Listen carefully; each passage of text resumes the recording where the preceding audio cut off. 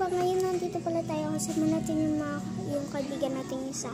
So, sa kanya to cellphone. Mag-vlog tayo dito. Kasama siya. So, guys, tala na.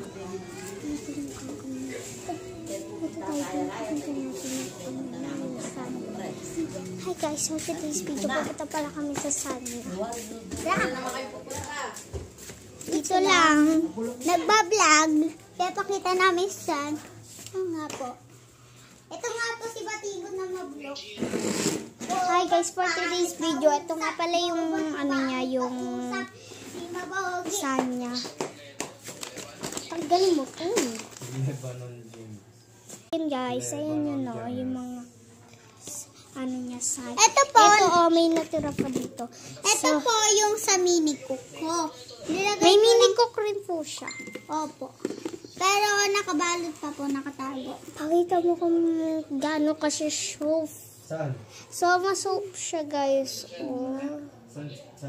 Maganda siyang laruin. Kaya kapag may mga bata gusto talaga nila laruin yung mga laruan. Kasi maganda talaga yung mga nilalaro nila. Pero bawal yung kainin. Kasi huwag yung papakita sa mga batang katulad ng mga baby.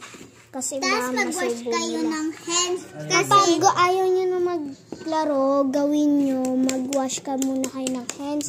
Tapos ligpit nyo na. Gano'n kasi yun guys. Kasi lagot kayo.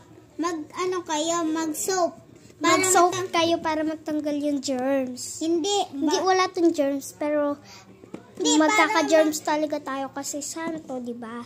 Kaso wala naman talaga siyang germs. Pero kailangan magsabi, diba? Sabi ng mga doktor. So guys, ayan muna yung ma-vlog muna natin. Ay, papakita pala namin ngayon yung mini cook namin. Ay mini cook mo. Tara, nakabalot yun, nandun pa si Luna. Sige, tara. So guys, bawal muna pala. Sa part 2 na lang pala yun. So guys, ito pala, may mga ganito na rin siya, oh. Mga ganito, yung mga Korean. Bumili ka. Iba't ibang shape siya, no? Yan, no? Kinakalit ni ate. Tignan mo yung ginagawa niya sa, ano,